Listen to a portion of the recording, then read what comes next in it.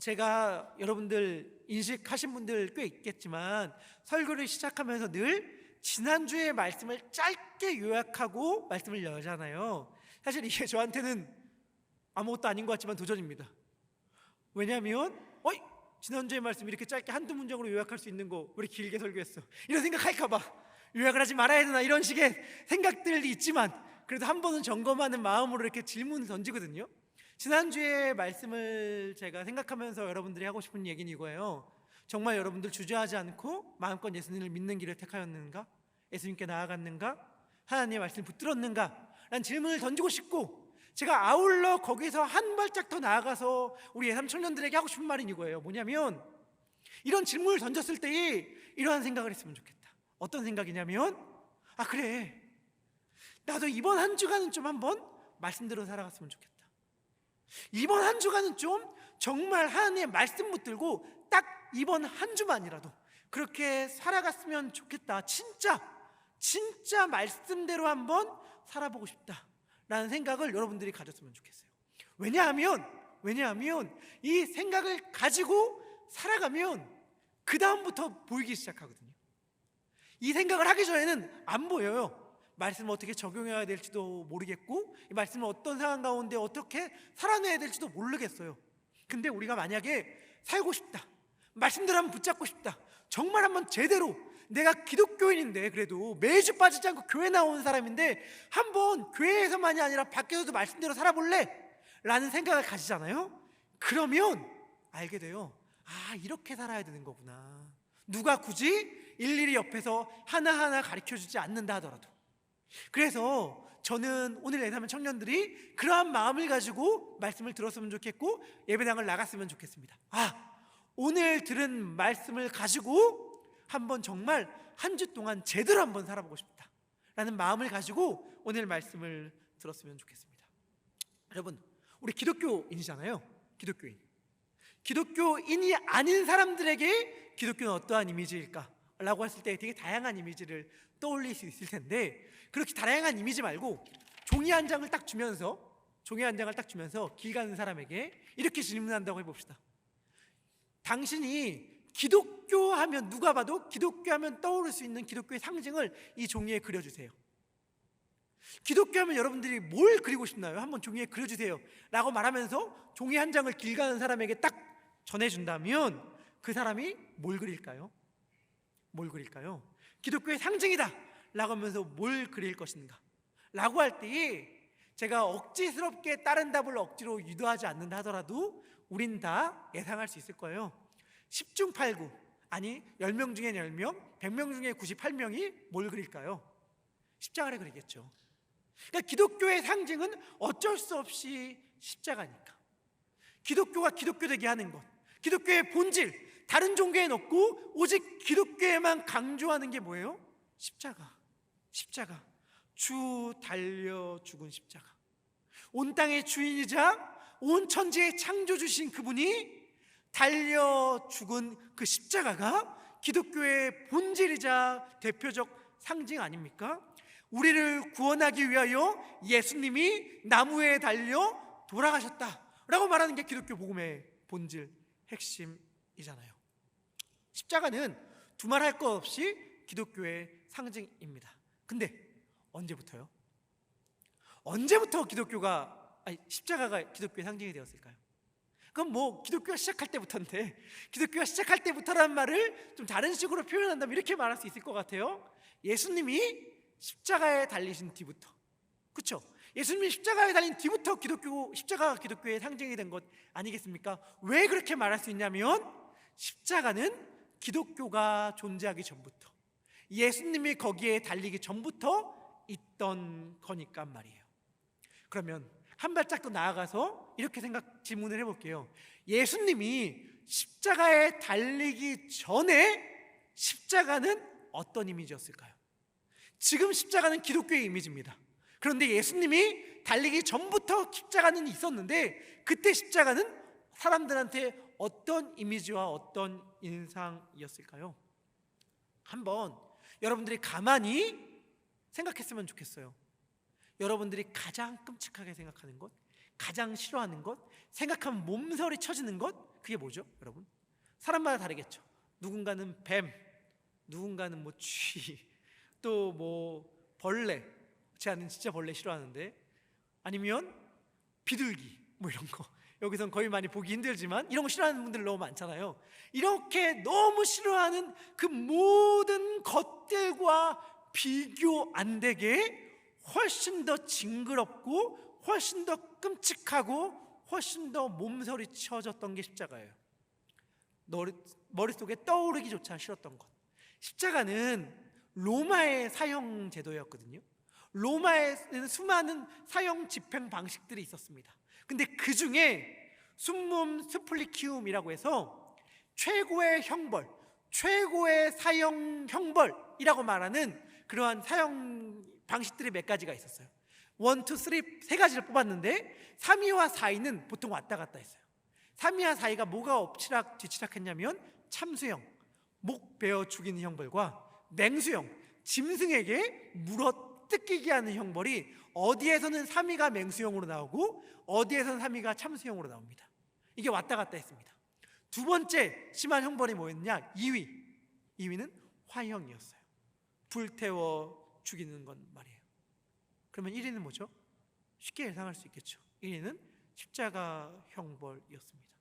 로마인들이 생각할 때 가장 끔찍한 형벌이 뭐였냐면 십자가 형벌이었어요. 십자가는 단지 나무에 매달려서 죽는다 이런 개념이 아니에요.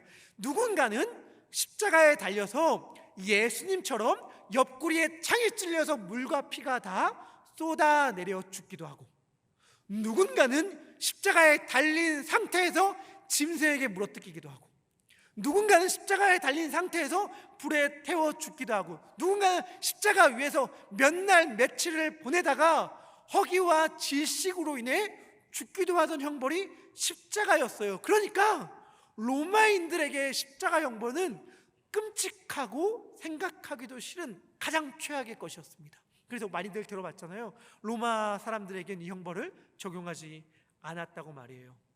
로마인들은 십자가를 너무너무 싫어했습니다. 반대로 로마의 식민지였던 유대인들은 어땠을까요?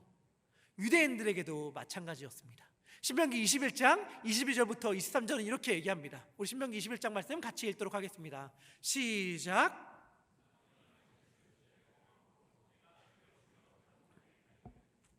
죄를 나무 위에 밤새도록 두지 말고 그날에 장사하여 내 하나님 여호와께 내 기업으로 주시는 땅을 더럽히게 말라. 나무에 달린 자는 하나님께 저주를 받은음이니라. 아멘. 뭐라고 율법은 기록되어 있냐면 나무에 달린 자는 하나님께 저주를 받은 자라고 얘기했어요. 그러니까 너무 저주를 끔찍하게 받은 자였기 때문에 나무에 매달려 죽인 사람은 어서 빨리 내려라. 그 저주가 흘러서 땅까지 오염시킬까 봐 걱정되니 빨리 그 사람을 치워라 라고 말할 정도로 나무에 달린 사람들은 끔찍한 저주를 받았다라고 생각했던 것이 유대인들의 인식이었단 말이에요. 그러니까 로마인들에게나 유대인들에게나 십자가는 떠올리기조차도 싫은 것이었어요. 그래서 기독교의 역사를 살펴보면 한때 좀 우리에게 익숙하지 않은 운동, 무브먼트가 일어난 적이 있습니다. 그게 뭐냐? 기독교의 상징물을 대체하자. 기독교의 상징물을 대체하자. 왜? 나는 기독교인인데, 내가 믿는 게 기독교 복음인데, 내가 믿는 복음의 상징물이 그토록 무력하고 끔찍하고 처참하고 생각하기도 싫은 십자가라는 걸 우리는 받아들일 수가 없다. 그러니까 기독교의 상징물을 다른 걸로 대체했으면 좋겠다라고 하는 운동이 일어났고, 그 대체물이 뭐였냐면 깃발이었어요. 깃발. 왜냐? 깃발은 영광스러운 승리의 상징이었으니까. 맞아. 더 이상 초라한 무기력한 십자가가 아니라 영광스러운 능력의 상징인 깃발을 기독교의 상징물로 하자라고 하는 운동이 일어났는데, 여러분들 가운데 이 운동 아는 사람 아무도 없죠. 이 운동은 일어나자마자 금방 그 동력을 잃고 사라졌어요. 왜일까요? 무기력함과 저주와 끔찍함의 상징인 십자가가 역설적이게도 놀라운 구원의 능력이 된다는 신비를 담고 있다는 사실 때문입니다. 십자가는 너무나도 떠올리기 싫은 저주와 끔찍함입니다. 근데 그것이 완전히 역전되는 길이 있어요. 그게 뭐예요? 그 무기력함과 끔찍한 저주의 상징물에 달린 분이 하나님이실 때, 달린 분이 하나님이실 때, 그 아무런 능력 없고 쳐다보기도 싫은 그 십자가에 달린 분이 가장 아름답고 가장 영광스럽고 가장 힘있는 분이라는 사실이 십자가를 위대하게 했어요. 왜? 그분이 거기에 달린 이유가 사랑이기 때문에, 우리를 향한 사랑만이 그 이유이기 때문에. 그래서 맥스 루케도라는 유명한 기독교 작가가 이런 말을 했습니다. 예수님을 십자가에 매달리게 했던 것은 못이 아니라 사랑이었습니다. 예수님을 십자가에 달리게 했던 것은 못이 아니라 사랑이었어요. 이 놀라운 진리를 고린도전서 1장 23절에서 24절에서 바울은 이렇게 이야기합니다. 우리 같이 읽도록 하겠습니다. 시작.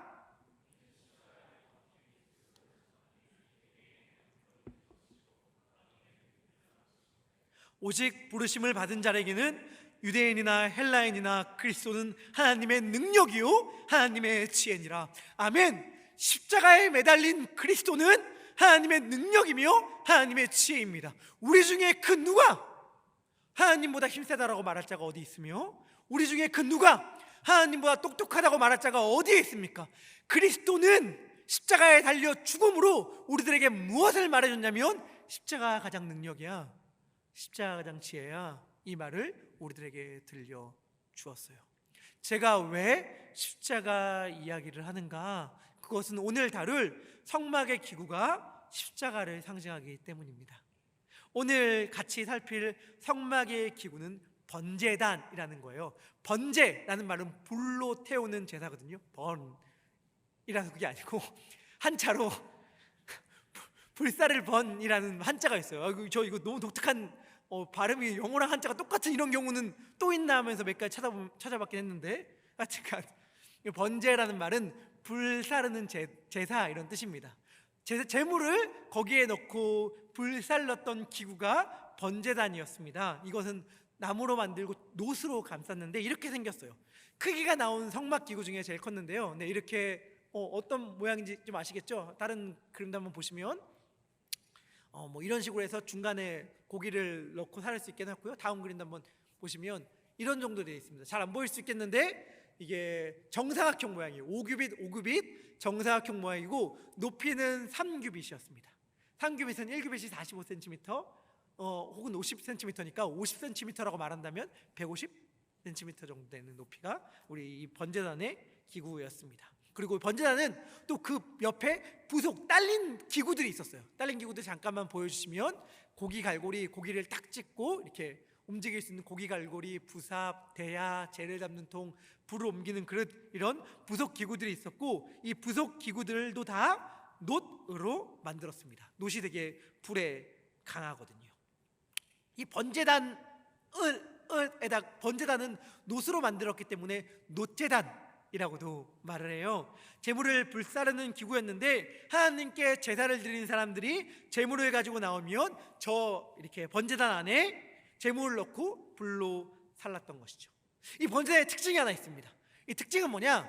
이 번제단이 그냥 땅바닥 위에 있던 게 아니라요, 흙으로 만든 혹은 흙과 자갈로 만든 토단, 흙으로 만든 단이라고 말하는 이 높은 단 위에 번제단을 올려놨다는 것이 번제단의 특징입니다. 한번 그림을 보시면 이렇게 흙으로 만든, 비탈로 된 흙으로 만든 단 위에 번제단을 올려놨어요. 다음 그림도 한번 보시면 저런 방식으로 번제단을 올려놨다고 합니다. 왜 저렇게 추측하냐면 그 근거는 뭐냐면 성경을 볼 때 제사장들이 번제단의 제물을 불사를 때에 번제단 위로 오르락 내리락 했다는 기록이 있거든요. 근데 그냥 땅바닥에 저 단만 있으면 오르락 내리락을 굳이 할 필요가 없어요. 그래서 저런 단이 있었을 거라고 추측을 하고, 하나님께서 출애굽기에서 뭐를 명령하셨냐면 하나님의 집을 만들 때에 다듬은 돌이나 층계, 즉 계단을 만들지 말라라고 말했습니다. 계단을 만들지 말라고 했던 건 여러 가지 이유가 있을 텐데 대표적 이유는 이런 것들이에요. 이방 신에게 제사를 드리는 제단들이 계단이 많이 있었기 때문이기도 하고, 당시의 의복을 생각한다면 계단이 있으면 제사장의 하체가 좀 노출될 위험이 있기 때문에 불경스러워질 수 있는 가능성 때문에 계단을 두지 말라고 하기도 했지만, 또 중요한 이유 중 하나가 뭐냐면 성막의 삼중구조 기억하시죠? 성막들은 땅을 상징하고, 내성소는 눈에 보이는 하늘, 지성소는 눈에 보이지 않는 하나님이 거하시는 하늘을 상징한다고 얘기했는데, 이 번제단은 땅을 상징하는 곳에 있었거든요. 그러니까 땅을 상징하는 곳 위에, 땅 위에 번제단이 있었다라고 보여주는 것들을, 또 그런 의미를 담고 있기 위해서 흙으로 만든 단 위에 번제단을 두었습니다. 거룩의 차등성, 거룩성에 따라서, 거룩한 정도에 따라서 구분을 엄격하게 지었기 때문에 땅을 상징하는 곳 성막들에 있었던 모든 비품들은 금으로 감싼 것이 아니라 시뜬나무, 조각목으로 만든 다음에 놋으로 감쌌습니다. 그렇게 만든 게 번제단이에요. 자, 이 번제단의 대표적인 특징은 세 가지로 요약할 수 있습니다. 그 세 가지가 설교 제목으로 오늘 제가 삼았는데, 그게 뭐냐면 피, 뿔, 불이에요. 피, 뿔, 불. 너무 사실은 이해하는 게 어렵지가 않아요. 제물을 가지고 오면 죽이고 불사르기 위해서 피가 당연히 나겠지만, 번제단, 하나님께 제사를 드리는 그 번제단을 깨끗하게 하기 위해서 어떻게 했냐면 제단 사방에 피를 뿌렸거든요. 제단 사방에 피를 뿌린 행위로서 피가 가진 의미를 유추할 수 있는데, 그게 뭐냐면 깨끗하게 하는 거죠. 그 피는 더러운 것을 깨끗하게 해주는 것을 상징하기 때문에, 우리에게 적용한다면, 인간에게 적용한다면 더러운 죄를 용서해 주는 것, 대속이라고 말하는 우리들의 죄를 용서해 주고 깨끗하게 사해 주는 것을 상징하는 게 피였습니다. 피. 그럼 뿔은 뭐냐? 아까 번제단 모서리마다 아까 이미지 한번 보시면 사방에 이렇게 뿔이 있었잖아요. 번제단 아까 사각형처럼 뿔이 있죠. 뿔을 만들라고 하나님께서 이렇게 말씀하셨거든요. 이 뿔의 모양이 어떠한 것일까를 추측하면서 고대 랍비들이 이러한 모양으로 뿔을 추측하기도 했어요. 다음 그림 한번 보시면 이렇게 좀 사각형 모양으로 뿔이 있었을 것 같다. 약간 성 모양으로. 그리고 이거는 고대 좀 성막으로 유명한 랍비가 좀 번제단 모양을 추측한 것인데, 다음 보면 굉장히 비탈길 길게 내고 막 이렇게 여기서 막 제단을 드렸을 거야 이렇게 추측하기도 했는데, 오늘날은 이 그림을 거의 신뢰하지 않아요. 저 높이로 왔다 갔다 제물을 가지고 왔다 갔다 하는 것도 사실 너무 힘들었기도 하겠지만, 고고학의 발달로 인해서 유물들이 많이 발견되었거든요. 당시 팔레스틴 지역에 제단들이 발굴되었는데 이러한 모양을 실제로 갖고 있고, 이러한 모양의 유물들이 좀 드물지 않게 발견되었습니다. 다음 이미지도 한번 보여주시면, 이건 실제로 발견된 브엘세바라는 지역에서 발견된 제단의 모양이에요. 뿔들이 있죠. 그러니까 이런 식의 뿔들이 있었을 것이다 이렇게 추측을 합니다. 뿔은 그럼 뭘 상징했느냐?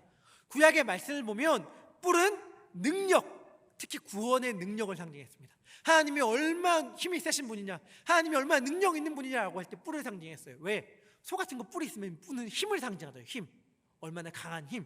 이렇기 때문에 뿔은 힘, 능력을 상징했고, 특별히 구약 성경 가운데서 우리들에게 구원을 주시는 하나님의 능력을 이야기할 때 뿔로 묘사하곤 했습니다. 시편 18편 2절인데요 우리 같이 읽도록 하겠습니다. 시작.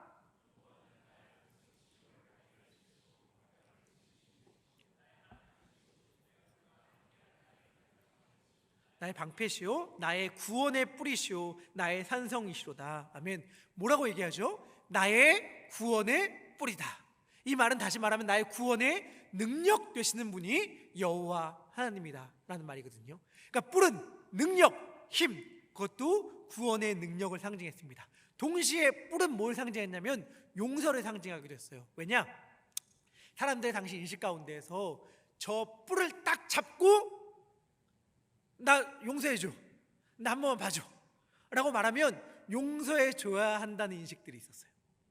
이 번제단은 죄를 사하여 주는 역할을 하잖아요. 그 번제단에 이렇게 달린 뿔들을 딱 잡고 나 용서해줘 라고 말하면 어쩔 수 없이 용서를 해줘야 되는 듯한, 용서를 아니면 기꺼운 마음으로 용서를 해줘야 하는 그런 식의 인식들이 있었어요. 그래서 잘못한 사람들이 막 제단으로 달려가서 뿔을 잡는 일들이 있곤 했습니다. 물론 끔찍한 범죄를 저지른 자는 하나님께서 뿔을 잡고 용서를 빌어도 그를 끌어내려서 죽이라 라고 말을 하긴 했지만 그 말이 있다는 것 자체가 우리들에게 뭘 알려주냐면 당시 사람들은 뿔을 잡았으면 용서를 받는다고 생각했구나 라는 걸 알려줘요. 그래서 이 뿔은 또 동시에 뭘 상징하냐면 용서를 상징하는 하나님의 기구였습니다. 피, 뿔. 마지막으로 뭐죠? 불. 하나님의 제단, 번제단에 있는 불은 항상 꺼지지 않고 불타고 있었습니다. 레위기 6장 12절에서 13절인데요 제가 한번 읽어볼 테니까 눈으로 잘 따라와 주시면 감사하겠습니다. 제단 위의 불은 항상 피워 꺼지지 않게 할지니 제사장은 아침마다 나무를 그 위에서 태우고 번제물을 그 위에 벌어놓고 화목제의 기름을 그 위에 불사를 찌며 불은 끊임이 없이 제단 위에 피워 꺼지지 않게 할지니라. 아멘. 뭐래요? 이 불을 끄면 안 된대요. 이 불은 절대 끄면 안 되고 항상 피워져야 했대요. 그래서 이 제단에 늘 불이 불타고 있었습니다. 근데 그렇게 생각하면 질문이 있죠. 하나님의 집, 성막은 무슨 집이에요? 이동하는 집이잖아요. 이동하는 집이면 이 불을 어떻게 했을까요? 불을 이동할 때는 껐다, 이동할 때도 켰다. 여러 가지, 좀 크게 두 가지 의견이 있는데 저는 이동할 때도 끄지 않았다는 쪽을 취하는 입장입니다. 근데 불채로 옮기는 건 아니고 불씨, 불똥을 죽이지 않고 살린 채로 이동했다고 봐요. 근데 그게 그렇게까지 근거가 없지 않은 이유는 우리 한국에서도 조선시대 때 종갓집이라고 하는 장남 집안에 부엌에 있는 아궁이에 있는 불은, 화롯불은 끄면 안 된다는 우리 유교적 전통이 있었거든요. 가장 유명한 신씨 집안이었나요? 집 종갓댁은 몇 년 동안 불이 꺼지지 않고 내려왔냐면 500년을 꺼지지 않고 내려왔대요. 아궁이의 불이 500년을 꺼지지 않고 내려왔다고 하는 것들이 실제로 기사나 아니면 이야기 가운데 전해지고 있거든요. 그래서 사실 저는 불씨나 불똥을 가지고 이동했을 가능성에 더 높게 보고 있습니다. 여하튼간 이 불은 꺼지지 않고 늘 번제단을 불사르고 있었습니다. 레위기 9장 24절을 보면 성막의 제단에서 하나님의 불이 내려와 모든 제물을 태움으로 성막의 시대가 열렸습니다. 그리고 솔로몬이 성전을 분향했을 때에, 봉헌했을 때에, 완공한 다음에 하나님께 드린다는 예식을 했을 때에 하늘에서 불이 내려와 제단의 제물을 다 불태움으로 성전의 시대가 시작되었다라고 역대하 7장 1절은 이야기합니다. 번제단의 불은 하나님께서 이 땅 가운데 내리신 후에 꺼지지 않고 계속해서 불타오르고 있었습니다. 자, 번제단의 특징 세 가지 기억해 주세요. 피, 뿔, 불. 용서를 상징하는 피, 능력과 용서를 상징하는 뿔, 끊임없이 타올랐던 불. 자, 그 생각을 가진 상태로 우리 번제단을 들여다보면 좀 독특한 점을 발견하게 됩니다. 제가 몇 번 이야기를 했던 것 같은데 한 사람이 성전 뜰문을 지나서 제일 먼저 만나는 게 번제단이고 그 다음을 지나면 물두멍이라는 걸 만나고 그 다음에 하나님의 집에 들어가거든요. 집에 들어가면 왼쪽에 순금등대, 오른쪽에 떡상, 정면에 분향단이라는 게 있고 그 분향단 뒤에 휘장이 있어서 그 휘장의 커튼을 열고 들어가면 지성소고 지성소 안에는 법궤, 그리고 법궤 뚜껑인 속죄소가 있다고 말씀을 드렸는데 그 한 사람이 쭉 지성소까지 들어가는 길과 이스라엘 민족 전체가 이집트 땅에서 빠져나와서 홍해를 지나 광야 가운데에서 광야 생활을 하다가 시내산에 올라 하나님의 십계명을 받는 과정과 일치한다라고 말씀을 드렸습니다. 그런 식의 입장에서 들여다볼 때에는 홍해와 대응되는 게 물두멍이에요. 그리고 번제단과 대응되는 게 출애굽기 13장의 유월절 사건입니다. 유월절 사건 다 아시죠? 이집트 땅에 임했던 마지막 10번째 재앙, 장자의 죽음 때 하나님께서 말씀하시기를 너희 지방 좌우의 문지방에 어린 양 피를 발라라.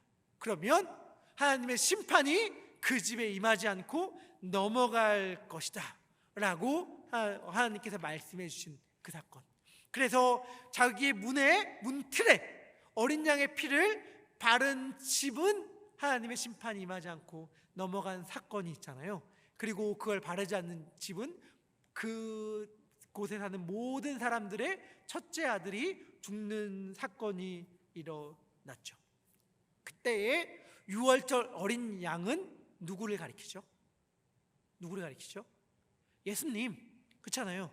유월절 어린 양이 예수님의 모형이고 예표이다 라고 말할 때, 모형이고 예표라는 말은 마치 예고편이나 집이 실제로 건축하기 전에 이 집이 이렇게 지어질 것입니다 라고 말하는 모델하우스라고 이해하시면 돼요.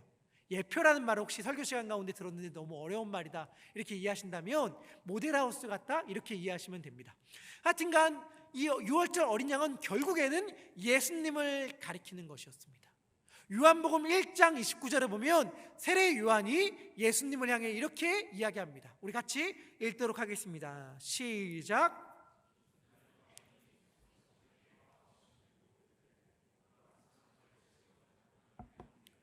아멘. 예수님이 누구예요? 세상 죄를 지고 가는 하나님의 어린 양이로다. 예수님이 하나님의 어린 양이라면 어떻게 돼요? 예수님이 하나님의 어린 양이라면 어떻게 되죠? 세상의 죄를 다 짊어지고 번제단에서 불살라져야 되겠죠. 그래서 히브리서 10장 뭐라고 반복해서 얘기하는가? 히브리서 10장에서 반복해서 얘기하는 건 뭐냐면 예수님이 자기 자신을 제물로 하나님께 드렸다라는 이야기를 반복해서 이야기합니다. 그래서 우리가 알 수 있는 게 뭐냐면 십자가는 예수님의 번제단이었어요. 십자가는 예수님은 유월절의 어린 양이셨고 십자가는 예수님이 불살라졌던 번제단이었어요. 그래서 예수님의 십자가에는 번제단처럼 피, 뿔, 불, 이 세 가지 요소가 다 담겨져 있습니다. 예수님은 십자가 위에서 피를 흘리셨고 용서와 생명, 구원의 능력이 되셨습니다. 예수님의 피, 구원의 능력, 그 모든 것이 다 십자가의 이야기예요. 그리고 불, 예수님께서 굉장히 재밌는 이야기를 하셨습니다. 누가복음 12장 49절에서 50절인데요 우리 같이 읽도록 하겠습니다. 시작. 내가 불을 땅에 던지러 왔노니 이 불이 이미 붙었으면 내가 무엇을 원하리요? 나는 받을 세례가 있으니 그것이 이루어지기까지 나의 답답함이 어떠하겠느냐. 예수님은 받을 세례가 있다고 말씀하셨어요. 예수님이 받을 세례가 있다고 말했을 때 이 타이밍은 이미 세례 요한에게 세례를 받은 다음이에요. 그러면 예수님이 나는 받을 세례가 있어 라고 말했던 이 세례는 무엇이었을까요?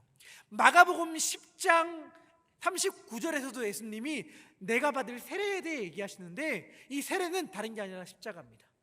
그리고 그 앞에 누가복음 12장 49절에서 말하는 불도 50절에서 말하는 세례와 사실 똑같은 것을 다르게 표현한 거예요. 그러니까 예수님의 십자가를 예수님께서는 불 그리고 세례로 표현하신 것이죠. 예수님의 십자가는 무엇이냐? 예수님의 십자가는 하나님의 심판의 불을 본인이 받으시는 동시에 이 땅에 또 다른 불을 던지는 것이었습니다. 제단에 임한 불로 성막의 시대가 임하였고 또 솔로몬 제단에 임한 불로 성전의 시대가 임했던 것처럼 예수님이 십자가에 달려 돌아가시고 승천하신 후에 오순절 다락방에 임한 성령의 불로 교회의 시대가 열린 것이죠. 예수님의 십자가는 피, 뿔, 불, 이 세 가지를 우리 모두에게 다 들려주고 있고 이 세 가지를 다시 하나로 요약해서 우리들에게 말한다면 그것은 무엇이냐? 아까 말한 죽임당한 어린 양이에요. 죽임당한 어린 양. 요한계시록 전체의 주제이자 성경 전체의 주제가 저에게 뭡니까? 라고 저에게 묻는다면 저는 이렇게 대답할 것입니다. 목사님, 성경은 그래서 뭘 말해요? 성경은 그래서 우리들에게 뭘 알려줍니까? 라고 말한다면 저는 이렇게 얘기할 거예요. 성경은 우리들에게 이 사실을 알려줍니다. 죽임당한 어린 양이 우리를 구원한다. 뭐라고요? 죽임당한 어린 양이 우리를 구원한다.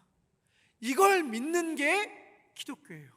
다른 걸 믿는 게 기독교가 아니에요. 우리가 여기 앉아서 여기에 나와서 하나님께 예배드리는 자들이 마음속에 내가 이거 믿습니다 라고 하는 것들이 만약에 다른 거라면 여러분들 죄송하지만 기독교를 믿고 있는 게 아닙니다. 기독교의 복음을 믿고 있는 게 아니에요. 우리가 기독교의 복음을 믿는 자라면 우리가 붙잡고 믿는다고 이야기할 것은 이거예요. 뭐냐면 죽임당한 어린 양이 우리를 구원한다. 이걸 우리는 믿습니다 라고 우리 고백해야 하는 것이죠. 구원의 능력, 그 능력의 뿔은 피 흘리고 불태워진 어린 양부터 우리에게 임하신 것입니다. 우리는 이것을 믿고 주님께서 가신 길을 걸어가는 거예요. 제가 이 번제단에 죽이서 불살라진 예수 그리스도를 떠올리면서 하나님께 끊임없이 질문했던 거에 대한 대답을 찾게 되었습니다. 여러분들은 어떤가요? 저는 낙심했습니다. 저는 외로웠습니다. 저는 힘들었고 저는 고달팠습니다. 저는 버거웠어요. 버겁고 힘들고 이게 참 고되고 지칠 때마다 하나님께 질문합니다. 하나님, 저를 사랑하고 계십니까? 하나님, 저를 지켜보고 계신가요? 하나님, 저에게 있어 하나님은 어떠한 존재입니까? 를 끊임없이 묻는 시간들이 있었습니다. 우리 예삼의 청년들, 우리 청년분들은 혹시 하나님의 사랑이 의심되거나 내 삶이 너무 고된데 하나님이 나를 지켜보고 있지 않은 것처럼 느껴지시는 분이 계신가요? 그런 분이 계시다면 저는 이렇게 말씀드리고 싶어요. 십자가에 달려 돌아가신 예수님을 바라보십시오. 우리 죄를 위하여 죽은 어린 양을 보십시오. 여러분, 내 삶의 진로가 문제가 돼요. 나 어디로 갈지 모르겠어요. 나 너무 고달파요. 나 너무 미래가 불안해요 라고 말할 때 우리가 원하는 건 뭐예요? 우리가 원하는 거는 굉장히 현실적인 조언이야. 이과를 가봐, 이 사람을 만나봐, 이 회사에 들어가봐, 이 진로를 택해봐, 이러한 되게 현실적인 조언을 이야기를 우린 듣기를 원해. 근데 교회에서 뭘 얘기해요? 예수님 바라봐, 이렇게 말하니까 하나도 우리 마음에 와닿지 않아. 하나도 우리에 공감되지 않아. 그거 말고 그런 얘기 말고 내가 정말 뭐를 어떻게 선택해야 하는지 알려주세요 라고 우리는 생각할지 모르겠는데요, 제가 정말 목소리쳐 외치고 싶은 건 이거밖에 없어요. 아니, 속지 마라. 그게 사실은 우리에게 정답이 아니다.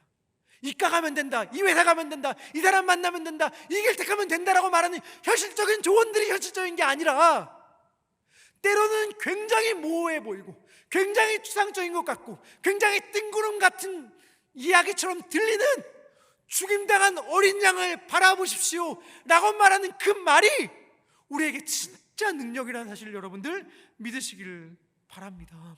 그 십자가에 달린 예수님을 바라볼 때에만 우리는 다시 일어날 힘이 있습니다. 제가 가장 깊은 어둠과 수렁 가운데 빠졌을 때에 저의 마음에 위로가 했던 찬양이 다른 게 아니에요. 예수님이 함께한다, 동행한다, 널 안다, 이게 아니라 제 마음 가운데 위로가 했던 찬양이 뭔지 아세요? 빛나고 높은 보좌와 그 위에 앉으신 주 예수 얼굴 영광이 해같이 빛나네. 우리에게 진짜 힘을 주는 건요, 우리에게 진짜 능력과 위로를 주는 건요, 죽임당한 어린 양이에요. 돈, 명예, 인기, 관계가 아니라 말입니다. 만약에 우리 가운데에 좌절과 낙담 가운데 계신 분, 삶의 의미와 목적을 잃은 채 그냥 열심히만 살아가고 계신 분들이 계시다면 이렇게 말씀드리고 싶습니다. 십자가를 생각하십시오. 하나님의 사랑의 절정이자 결정적 근거, 우리를 절대로 포기하지 않으신다고 말하는 그 십자가를 우리 바라봅시다. 그 번제단에 불살라 주신 분이 우리 구주 예수님입니다. 말씀을 마무리합니다. 제가 아까 말씀드렸죠. 번제단은 어디에 있었다고? 토단 위에 있었다고. 저는 이게 너무 기가 막힌 것 같아요. 진짜 하나님의 말씀이 진리야. 번제단이 층계가 없는, 계단이 없는 토단 위에 있었어요. 그런데 우리가 믿는 기독교의 역사 가운데 전통적으로 믿는 게 뭐죠? 예수님이 골고다의 흙 언덕 위에 매달려 돌아가셨잖아요. 그러니까 흙 언덕 위에 번제단이 있던 것처럼 골고다 언덕 위에 십자가가 있었죠. 그 골고다 언덕 위에 있던 십자가가 우리를 살립니다. 여러분들, 나 이것 때문에 힘든 것 같아. 나 저것 때문에 힘든 것 같아. 나 이거 좀 이 문제 때문에 너무 고달픈 것 같아 라고 말하는 수많은 문제들 있잖아요. 여러분들, 제가 정말 진실을 말씀드릴게요. 그것 때문에 힘든 거 아니에요. 그것 때문에 힘든 거 아니에요. 그것 때문에 힘든 게 아니라 내가 여전히 하나님을 의지하지 않고 나를 의지하는 죄 가운데 있어서 힘든 거예요. 내가 돈이 없어서 힘든 게 아니라 죄 가운데 있어서 힘든 거예요. 내가 잘 나가지 못하고 성공하지 못하고 취업이 안 되고 결혼을 못해서 힘든 게 아니라 죄 가운데 있어서 힘든 거예요. 여전히 내가 죄의 문제를 해결받지 못하고 있어서 힘든 거예요. 그런데 예수님은 그 죄의 문제를 단번에 십자가에서 해결해 주셨습니다. 그 십자가만 붙든다면 우리들에게 위대하고 놀라운 그 능력의 신비가 임할 줄 믿습니다. 번제단 위에 불살라진 예수 그리스도를 생각하면서 그의 놀라운 은혜를 함께 찬양했으면 좋겠습니다. 우리 찬양할 때 정말 놀라우신 은혜, 이 고백 찬양할 때 정말 이 찬양의 가사 하나하나가 우리들의 진심 어린 고백이 되기를 소망합니다. 우리 같이 하나님 앞에 찬양할 때 정말 우리의 마음을 담아서 함께 찬양하도록 하겠습니다.